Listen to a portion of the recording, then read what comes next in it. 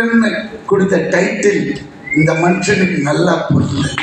ஏன்னா என்ன சொல்லியாகணும். ஏன்னா நான் இவரை அவ்வளோ பழக்கம் கிடையாது. நம்மளுக்கு சரி விஜய் சேதுபதி எங்கே பார்த்தாலும் Vijay Sethupathi all India super star Vijay Sethupathi. என்னடா எல்லா லாங்குவேஜும் பண்ணுறேன், ரொம்ப திமிர் புற்றணும் ஒரு மாதிரி இருக்கிற லுக்கில் போய் பார்த்தா அது வேற ஒரு அமல் பேபி மாதிரி இருக்குதுங்க. தோரணம் தான் அப்படி இப்படிலாம் கிட்ட போய் பழகுனது அப்படி பழகுறாரு. எப்படி வாங்க கொக்காருங்க, சரி ஓகே என்னது லுங்கிலே இருக்கிறாரு பார்த்தா சார் எல்லா லாங்குவேஜும் சார். தெலுங்கு அந்த ரொம்ப நல்லா பேசுகிறேன், ஒருத்தர் விடாமல் எல்லாருமே சிறப்பாக பேசுறீங்க, கேட்குறது ரொம்ப நல்லா இருக்கு. விடிவி சார்,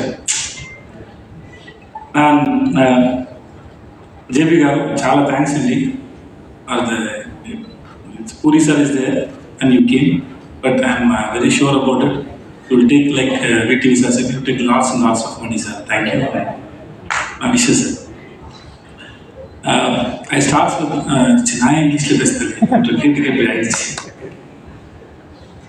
எனக்கு விஜயகுமார் அவர் எனக்கு அவர் வில்லன் நடிச்சது ரொம்ப ஆச்சரியமாக இருந்தது. பூரி சாரோட அந்த மரியாதையில் வந்தார். நான் முன்னாடி கன்னடத்தில் ஃபஸ்ட் படம் நடிக்கும்போது அப்போ துனியா படம் ரிலீஸ் ஆகிருந்தது. அப்போ தான் துனியா விஜய்னு ஒருத்தர் எனக்கும் தெரியும். இந்த செட்டில் பார்க்கும்போது அவ்வளோ டிசிப்ளினான ஒரு ஆக்டர், இஸ் வெரி டேலண்டட். அவரோட ஒர்க் பண்ணது எனக்கு ரொம்ப பெரிய சந்தோஷம். அது எல்லாத்தையும் விட்டுட்டு அவர் டேரக்டர் சொல்கிறத கேட்டு அந்த கேரக்டர் ப்ரிப்பேர் ஆகி அது ஒன்றுத்துல ஏதோ ஒன்று பண்ண ட்ரை பண்ண அவ்வளோ ஷார்ட்லி. என் ஃப்ரெண்ட் ரொம்ப அருமையான மனுஷன், அருமையான ஆக்டர். அவர் இங்கே இல்லை sir. Vijay sir, thank you so much. Thanks for doing this film. Thank you sir. அப்புறம் பிடிவி, நான் கூட இவரை நான் செட்டில் வச்சு சொன்னேன் சார். நான் கூட சந்தான சாருக்கு உங்களுக்கு காம்பினேஷனில் தான் அது ஓடுது போல இருக்கு. கௌதம் சார் உங்கள் வாய்ஸ் யூஸ் பண்ணாங்க, நான் அப்படியே நினச்சிட்டு இருந்தேன். உண்மையாகவே ரொம்ப நல்ல ஆக்டர். ஒரு சீன் கொடுத்தா எனக்கு சொல்லிக் கொடுப்பாரு.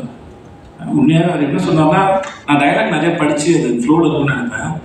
அது நீங்கள் பாடி லாங்குவேஜில் கான்சன்ட்ரேட் பண்ணுங்கள், மூடில் கான்சன்ட்ரேட் பண்ணுங்கன்னு இது 2-3 சொல்லிட்டே இருந்தாரா. அப்புறம் பார்த்தா அவர் ரொம்ப அழகாக அதை ப்ராக்டிஸும் பண்ணுறாரு, நல்லா நடிக்கிறார். நான் ரொம்ப ஆச்சரியப்பட்டேன். எனக்கு அவர் மேலே இருந்த ஒப்பீனியன் வேறு, ஆனால் அவர் கூட நடிக்கும்போது இருந்தது வேறு, அனுபவம் வேறு.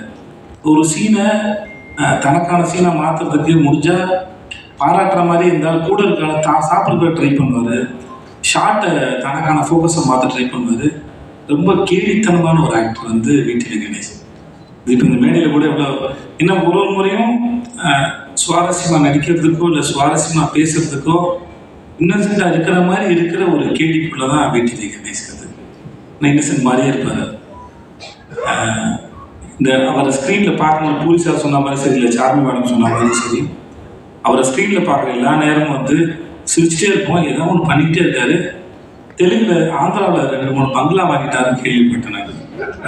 அவங்க அங்கே தான் இருக்காரு. தமிழ் படங்களை விட அங்கே தான் நிறையா சொத்து வாங்கியிருக்காரு. தயவு செஞ்சு மறக்காமல் இதை எழுதுங்க.